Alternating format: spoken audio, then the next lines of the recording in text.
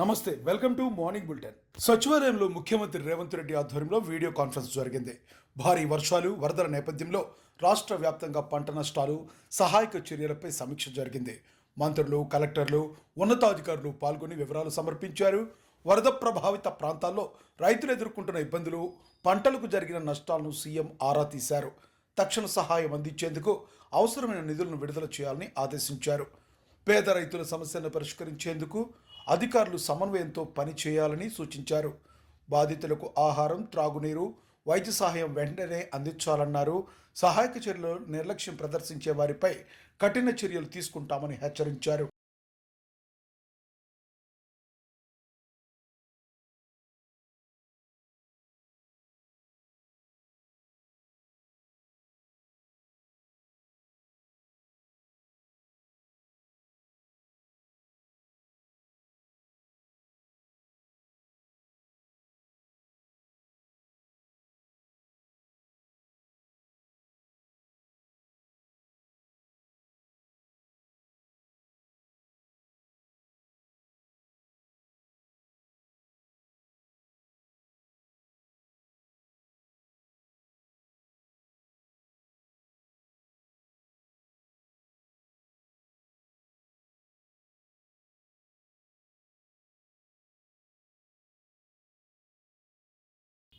కాళేశ్వరం స్కామ్పై కవితను విమర్శించారు దయాకర్. ఎమ్మెల్సీ అద్దంకి దయాకర్ మాట్లాడుతూ కాళేశ్వరం స్కామ్లో హరీష్ రావు, సంతోష్ రావుల పాత్రను కవిత కన్ఫర్మ్ చేసిందన్నారు.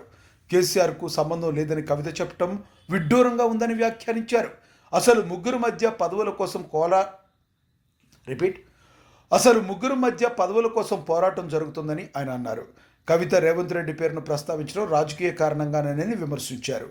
అసలైన కాళేశ్వరం దొంగలు సిబిఐ విచారణలో బహిర్గతమవుతాయని దయాకర్ నమ్మకం వ్యక్తం చేశారు. ప్రజల డబ్బుతో నిర్మించిన ప్రాజెక్టును కుంటుపరిచిన వారికి తగిన శిక్ష తప్పదని హెచ్చరించారు.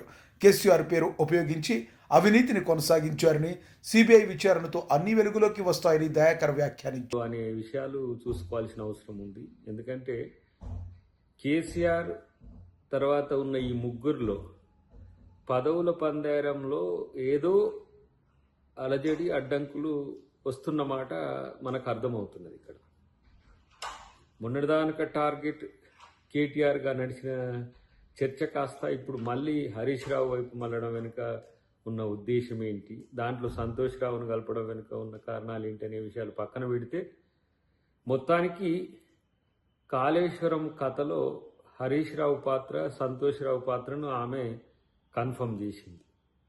కాబట్టి రేవంత్ రెడ్డి గారి పేరు ఎత్తడం అనేది రాజకీయం కోసం అనేది క్లియర్.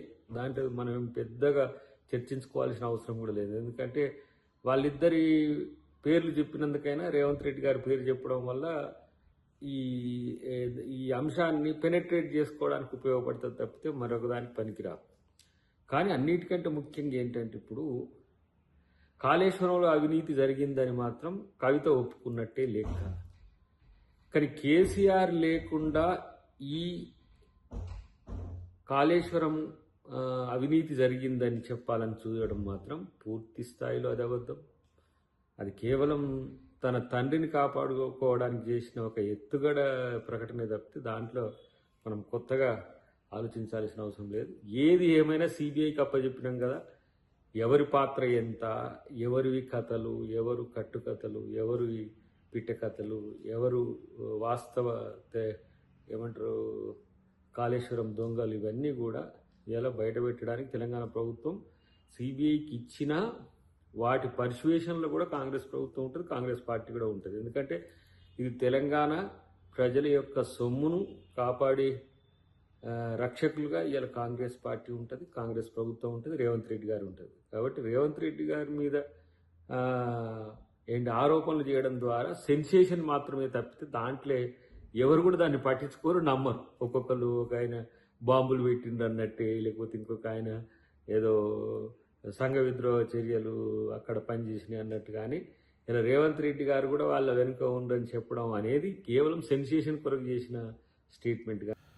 ఎమ్మెల్సీ కల్వకుంట్ల కవిత కాళేశ్వరం ప్రాజెక్టుపై ఘాటు వ్యాఖ్యలు చేశారు.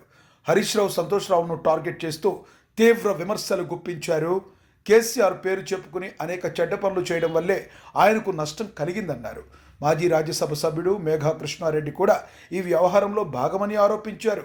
కేసీఆర్కు మరకలు అంటించేందుకు కుట్ర జరిగిందని కవిత పేర్కొన్నారు.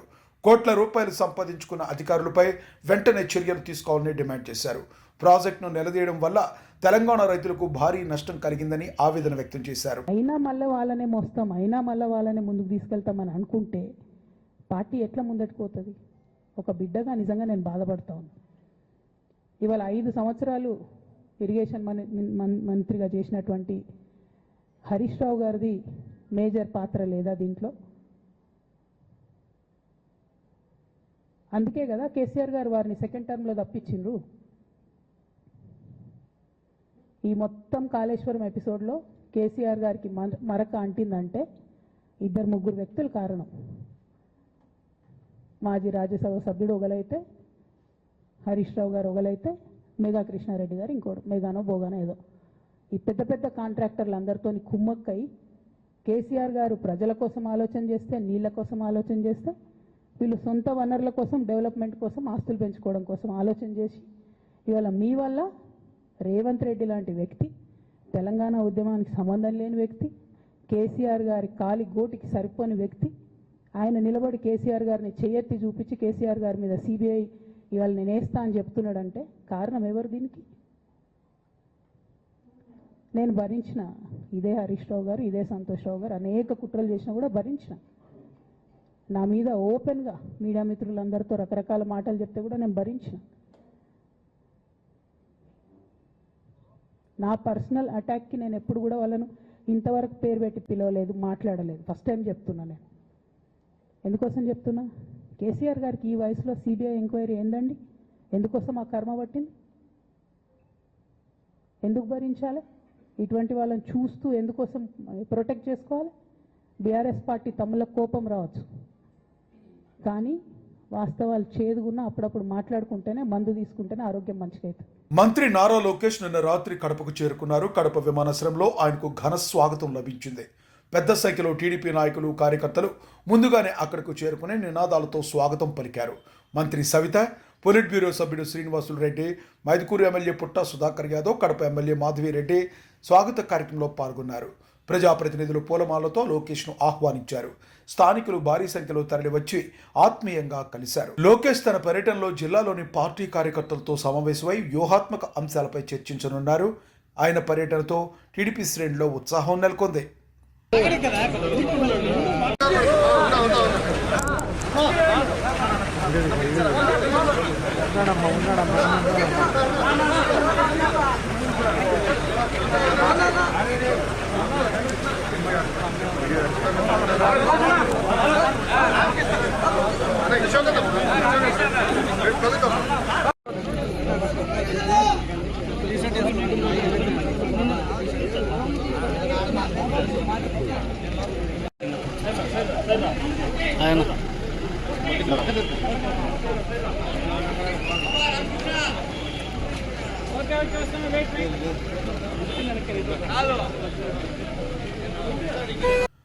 Anantapuram municipal corporation standing committee ఎన్నికలు ఏకగ్రీవంగా జరిగాయి.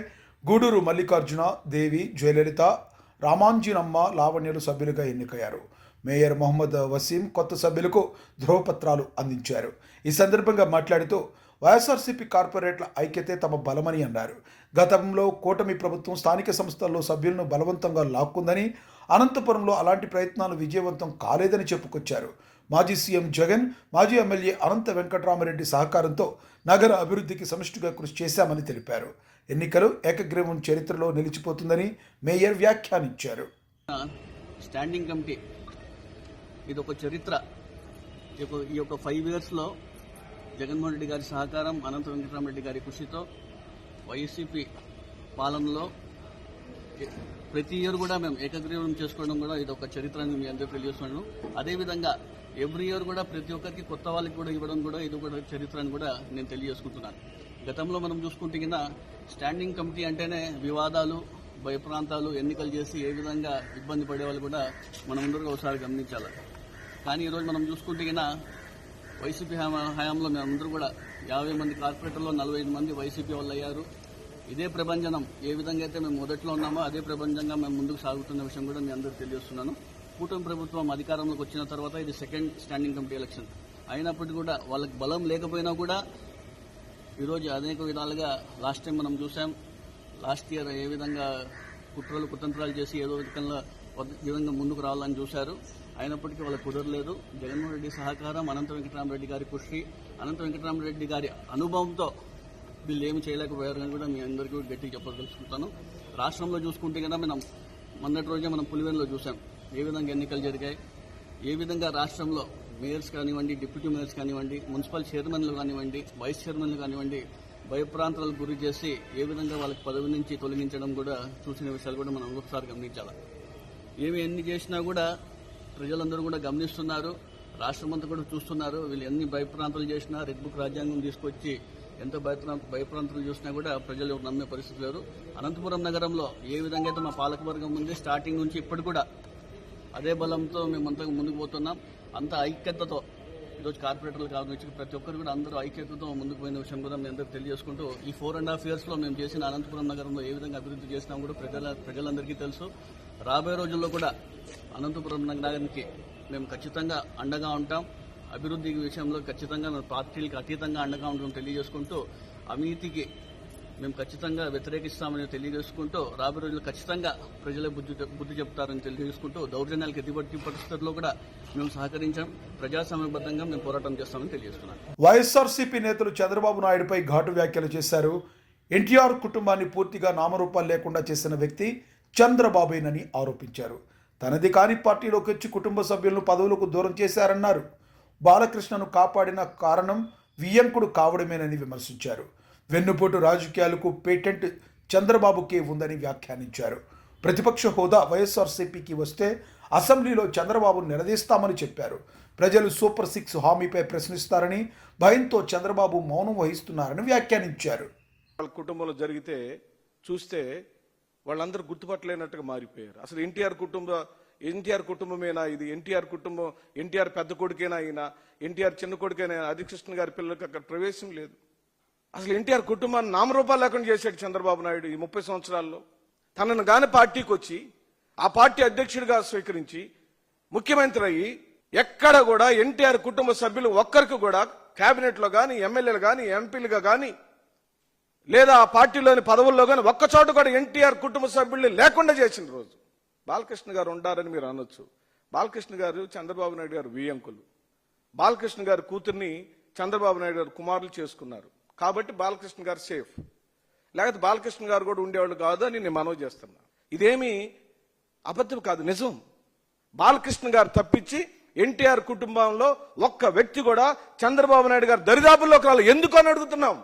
ఆ రోజున మీరు పనిన మహాకుట్రలు ఓ ప్రామాణికంగా తీసుకొని దేశంలో వెన్నుపోట్లకు తేవలేదు. అంటే ఇప్పుడు మహారాష్ట్రలో ఒకటి జరిగింది కదా, శివసేన వాళ్ళకి ఒకటి వెన్నుపోటు జరిగింది.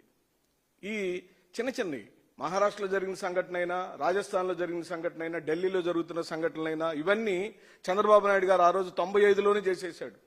అంటే సూపర్ డూపర్ హిట్ కొట్టాడు. వెన్నుపోటు అనే చిత్రానికి పేటెంట్ హక్కు ఎవరికైనా ఉంది అని అంటే ఈ దేశ చరిత్రలో, ప్రపంచ చరిత్రలో ఒక్క చంద్రబాబు నాయుడు గారికే ఉంది. 2019లో ఏ హామీలు ఇచ్చాడో 24లో ఏ హామీలు ఇచ్చాడు, 2014లో ఏ హామీ ఇచ్చాడో 19లో ఏ ఇచ్చాడు. అంటే ఎన్నికలప్పుడే సరిగ్గా హామీలు ఇస్తాడు, అధికారంలోకి వస్తాడు, అధికారంలోకి వచ్చిన వెంటనే అవి నవల కాట్లేదంటాడు, వాటిని చూస్తే భయం వేస్తుంది అంటాడు, ఈ ప్రపంచంలో ఎవరు చేయలేరంటారు, ఆ పథకాలన్నీ అమలుపరచాలంటే ఆస్తులు అమ్మాలంటారు, రాష్ట్రాన్ని అమ్మాలంటారు. మరి చేతగాని వాళ్ళు ఎందుకు ఇచ్చారు ఆ మాటలు? ఎందుకు ఇచ్చారు మీరు? ప్రజల నుంచి కానే కాదు. నువ్వు ఒక ఫేక్ నాయకుడివి, నీ చరిత్ర ఒక ఫేక్, నువ్వు రాసిన రచనలన్నీ ఒక ఫేక్, నువ్వు చూపించిన రాజకీయాలన్నీ ఒక ఫేక్ ఫేక్ ఫేక్ ఫేక్. ఈరోజు నువ్వు కట్టే రాజధాని కూడా ఫేకే. అందుకే యాస్ట్కి వచ్చి మీకు తెలుసా అండి, రాజధాని ప్రాంత రైతులందరూ రగిలిపోతున్నారు. మమ్మల్ని అన్యాయం చేశావు, 14 సంవత్సరాల నుంచి 3 పంటలు పండే మా పొలాలు తీసుకొని అన్యాయం చేశావని కోర్ క్యాపిటల్లో ఉన్నటువంటి రైతాంగం, నిన్న తెలుగుదేశం పార్టీకి కొమ్ముగాసిన రైతాంగం, భూముల కోసం యుద్ధం చేసిన రైతాంగం ఈ రోజున అలో లక్ష్మణ్ అని ఏడుస్తున్నారని మీడియా సాక్షికి రాష్ట్ర ప్రజలకు నేను చెబుతున్నాను. ఆ రైతుల యొక్క ఉసురు మాత్రం చంద్రబాబు నాయుడుకి తప్పనిసరిగా తగిలిద్దని చెప్పి అంటున్నాను. అన్నదాతలను తో ఆడుకున్నవాడు, అన్నదాతల యొక్క కడుపు కొట్టినవాడు, అన్నదాతలకు.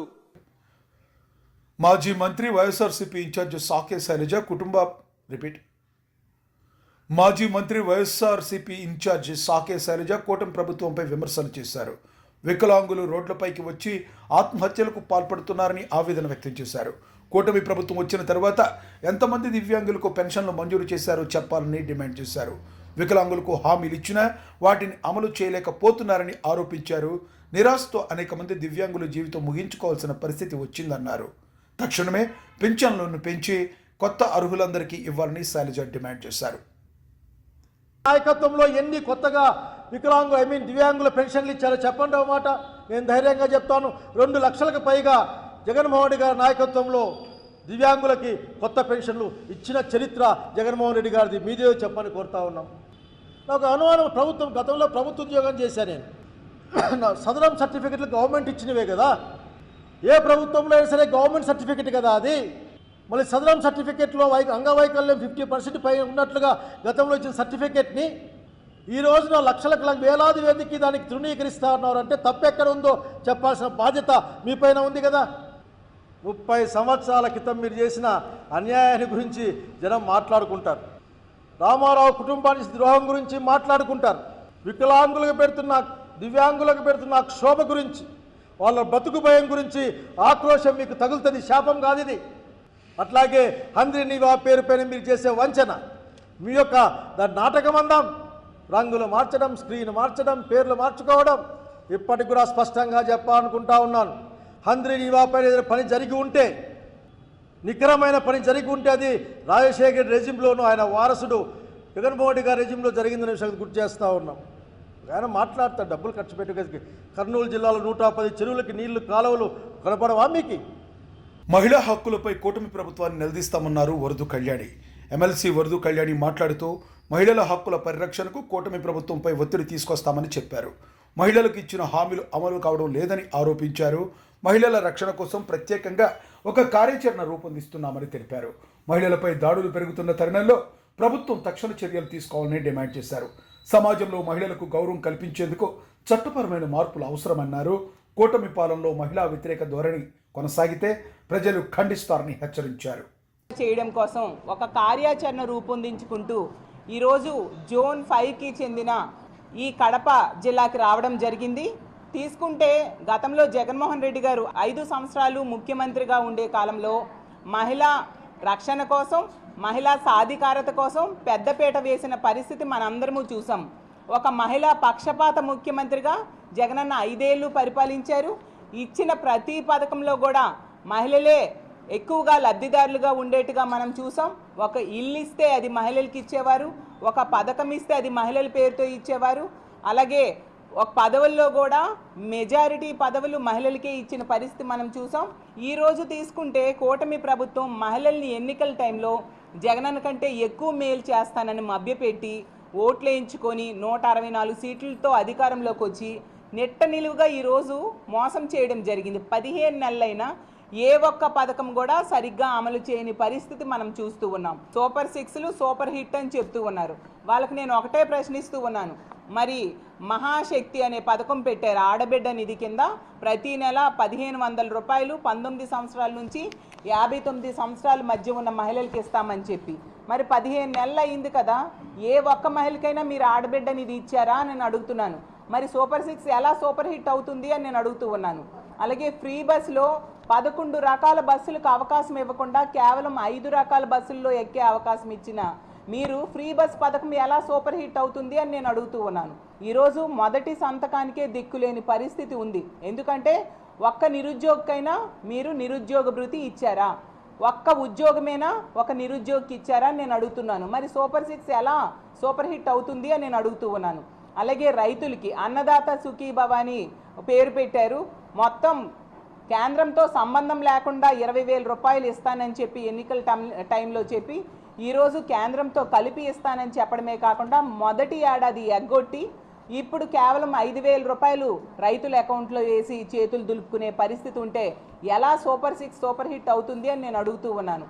అలాగే ఒక్క మహిళకైనా మీరు రేషన్ కార్డులు ఇచ్చారా అని నేను అడుగుతూ ఉన్నాను. ఉన్న ఫంక్షన్స్ ఈరోజు తీసేయడంతో ఎంతమంది రోడ్డెక్కి నిరసన తెలియజేస్తున్నారో మనం చూస్తూ ఉన్నాం. వికలాంగులకైతే చాలా దారుణంగా వాళ్ళ ఫంక్షన్స్ కోత కోయడానికి వీళ్ళు పూనుకోవడంతో ఎంత ఘోరంగా వాళ్ళు బాధలు పడుతూ ఉన్నారు ఈ రాష్ట్ర ప్రజలందరూ కూడా చూస్తూ ఉండే పరిస్థితి మనం చూసాం. అలాగే 3 గ్యాస్ సిలిండర్స్, ఉచిత గ్యాస్ సిలిండర్స్ అని చెప్పారు. మొదటి ఏడాది తీసుకుంటే ఒక్కటి మాత్రమే ఇవ్వడం జరిగింది. మరి సూపర్ 6 సూపర్ హిట్ ఎలా అవుతుంది అని అడుగుతూ ఉన్నాను. అలాగే తల్లికి వందనం, గతంలో జగన్మోహన్ రెడ్డి గారు అమ్మఒడి అనే పథకాన్ని ప్రవేశపెట్టి టెన్షన్గా పిల్లల కోసం తల్లి అకౌంట్లో డబ్బులు వేసి వాళ్ళ చదువుకి డ్రాప్ అవుట్స్ కాకుండా ఉండడం కోసం ఆ పథకాన్ని తీసుకొస్తే దానికి కాపీ కొట్టి ప్రవేశపెట్టిన మీరు ఒక ఆన్గోయింగ్ స్కీమ్ అయిన దాన్ని మొదటి ఏడాది ఎగ్గొట్టిన పరిస్థితి రాష్ట్ర ప్రజలందరూ చూశారు. మరి సూపర్ 6 అనేది సూపర్ హిట్ ఎలా అవుతుంది చంద్రబాబు నాయుడు గారు అని నేను అడుగుతూ ఉన్నాను. చంద్రబాబు నాయుడు గారు అంటారు ఏ ఒక్క మహిళ మీదైనా ఎవరైనా చేయ వేస్తే అదే వాళ్ళకి చివరి రోజు అంటున్నారు. కానీ తెలుగుదేశం పార్టీ నాయకులు, తెలుగుదేశం పార్టీ కార్యకర్తలు, తెలుగుదేశం పార్టీ ఎమ్మెల్యేలే మహిళల్ని వేధిస్తూ ఉండే పరిస్థితి ఈ రాష్ట్రంలో నెలకొనడం మనందరము చూస్తూ ఉన్నాం. మరి చంద్రబాబు నాయుడు గారు ఏ ఒక్క మనిషికి కూడా చివరి రోజు చేయలేదు. మరింతగా మహిళల మీద అఘాయిత్యాలు పెరిగేట్టుగా మద్యం పాలసీని తీసుకొచ్చిన పరిస్థితి మనం చూసాం. బాహుబలి లాంటి సినిమా చూపిస్తాము అని చెప్పి ఇప్పుడు నరబలి లాంటి పాలన చూపిస్తూ ఉండే పరిస్థితి ఈ రాష్ట్రంలో నెలకొనుంది. ఇంకోవైపు తీసుకుంటే ఈ ప్రభుత్వానికి జాకీలు పెట్టే లేపే ఎల్లో మీడియా ఒకవైపు, ఎల్లో పార్టీలు ఒకవైపు ఉండి ఇది మంచి ప్రభుత్వం అని చెప్తారు, అలాగే డబుల్ ఇంజన్ సర్కార్ అని చెప్తారు, అలాగే విజనరీ లీడర్ అని చెప్తారు, సంపద సృష్టికర్త అని చెప్తారు. ఎక్కడ సంపద సృష్టిస్తున్నారు చంద్రబాబు నాయుడు గారు? అప్పులు సృష్టిస్తూ ఉండే పరిస్థితి. గతంలో జగన్మోహన్ రెడ్డి గారు 5 ఏళ్ళు కలిపి 3,30,000 కోట్లు మాత్రమే అప్పు చేస్తే చంద్రబాబు నాయుడు గారు కేవలం ఈ 15 నెలల్లో 2 లక్షల కోట్ల. వరంగల్ పశ్చిమ ఎమ్మెల్యే నాయని రాజేందర్ రెడ్డి కల్వకుంట్ల కుటుంబంపై ఘాటు వ్యాఖ్యలు చేశారు. దోచుకున్న సొమ్ము పంచుకునే క్రమంలో కుటుంబంలో కలహాలు చెలరేగుతున్నాయని ఆరోపించారు. తెలంగాణ అభివృద్ధికి కేటాయించాల్సిన నిధులు వ్యక్తిగత ప్రయోజనాల కోసం వాడుకున్నారని విమర్శించారు. అవినీతి కారణంగానే ఈ విభేదాలు బయటపడుతున్నాయన్నారు. ప్రజలకు వాస్తవాలు తెలిసేలా సిబిఐ విచారణ జరగాలని డిమాండ్ చేశారు. ఎంక్వైరీ చేస్తే మీకు వచ్చిన నష్టం ఏంటి? ఆ ధర్నాలు ఏంటి? ఇవాళ స్వాతంత్ర పోరాటానికి పోయిందని చెప్పారు ధర్నాలు. ఇప్పుడు ఏమైంది? కవిత గారు మాట్లాడింది కదా, హరీష్ రావు, సంతోష్ గారు ముందు హస్తం ఉన్నది, 100 కోట్లు దొరికితే ఏం చేసిండ్రో అధికారులని అంటే అర్థం ఏంటిది? మీరు దోసుకదిని పంపకాల కాడికి వచ్చే వరకు ఈ పంచాయతీలు పెట్టి దీనికి ధర్నాలు, దీనికి నిరసనలు అని చెప్పి ఓ ఫ్రేమ్ చేసి పెట్టడమా? ఇవాళ నిజంగా కూడా ఉద్యమకారుల అమరవీరుల ఆత్మ ఘోషిస్తాను మీరు చేయబట్టి. ఒక ఉద్యమం పేరుతోటి అంతమంది విద్యార్థులను చంపి మీరు ఇవాళ వారి పేరు మీద ఎవరి మీద పేలాలు ఎక్క తింటారు. సిగ్గు, శరం, లజ్జ ఉండాలి. తెలంగాణ ఎట్లా తిరుగుతారో ఇక మేము చూస్తాం. ఎట్లా తిరుగుతారో చూస్తాం. మీరు మొత్తం పైసా కక్కాలి ఒక్కొక్కడు, ఎవరిని వదిలిపెట్టేది లేదు. మీరు ఏ జిల్లాకు గ్రామానికి గ్రామం, నియోజకవర్గ స్థాయిలో దోచుకెళ్ళినారు ఏడు కాడికి. దీనికి మళ్ళీ జవాబు లేకుండా అదరగొట్టడం. మీరు ఆ డబ్బులతోటి, దోచుకున్న డబ్బులతోటి యూట్యూబ్ ఛానల్ పెట్టి దుష్ప్రచారాలు చేసుకుంటా కాంగ్రెస్ పార్టీ 6 పథకాలలో ఇన్ని అమలు చేస్తుంటే కూడా చేస్తలేరు అని చెప్పి దుష్ప్రచారాలు చేసుకుంటా, ఎదురుదాడులు చేసుకుంటా, దొంగ అన్నట్టుగా వ్యవహరిస్తారా? మీరు అన్ని ప్రతి పైసలు దక్కిస్తాం. ఇంకా సిగ్గుశరం లేకుండా బీజేపీ తోటి కుమ్ముకైనా మాట్లాడుతున్నాం. ఎవరు మాట్లాడితే వాళ్ళతోటి కుమ్ముకైనా మాట్లాడుతున్నాం. ఇదా రాష్ట్ర ప్రజల్ని అసెంబ్లీలో చూడలేదా? అన్ని ఎవిడెన్స్లతో మా ముఖ్యమంత్రి రేవంత్ రెడ్డి గారు ప్రతిదీ కలెక్ట్ చేసి పెట్టారు.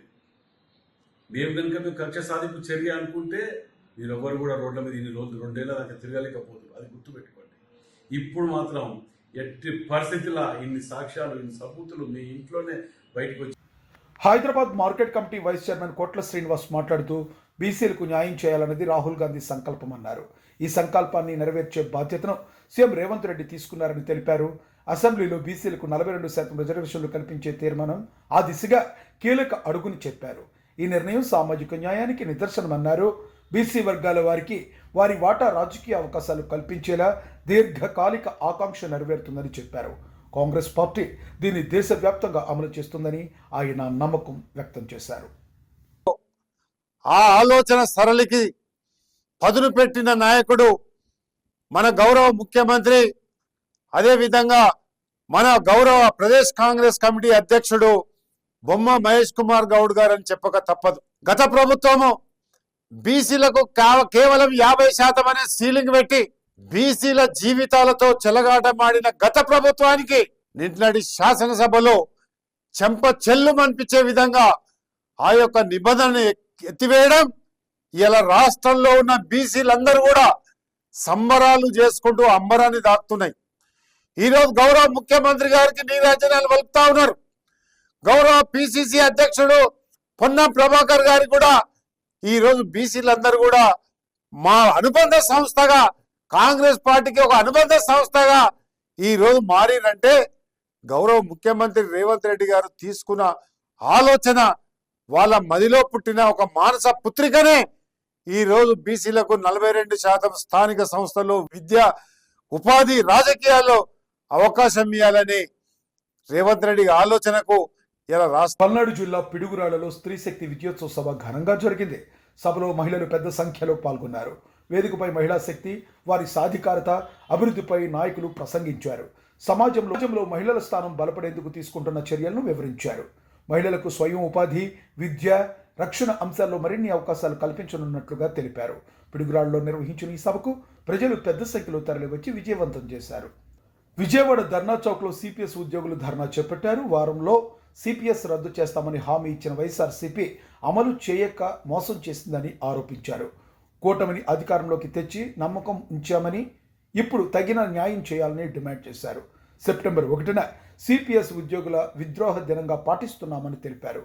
పింఛన్ల భద్రత కోసం సిపిఎస్ రద్దు తప్పనిసరి అని పేర్కొన్నారు. పరిష్కారాన్ని సంవత్సరంలోపు ఇస్తామని చెప్పి ఖచ్చితంగా హామీని ఇవ్వడం జరిగింది. అయితే ఈ రోజు ఇప్పటి వరకు సంవత్సరం 6 నెలలు కావస్తున్నా గానీ కనీసం సిపిఎస్ ఉద్యోగుల్ని చర్చలకి కూడా పిలిచినటువంటి సందర్భం లేదు. గవర్నమెంట్ ఇస్తున్నటువంటి మెమో 57 అనేది ఇప్పుడు 16 రాష్ట్రాల్లో అమలు జరుగుతూ ఉన్నది. మెమో 57 అమలు జరగడానికి రాష్ట్ర ప్రభుత్వానికి వచ్చినటువంటి అడ్డంకులు ఏమిటని మేము ప్రశ్నిస్తా ఉన్నాం. గౌరవ ముఖ్యమంత్రి గారు, మీరు అన్ని పథకాలు అందరి జనాలకి మీరు మేనిఫెస్టోలో పెట్టిన పథకాలన్నీ కూడా అమలు చేస్తా ఉన్నారు. మీరు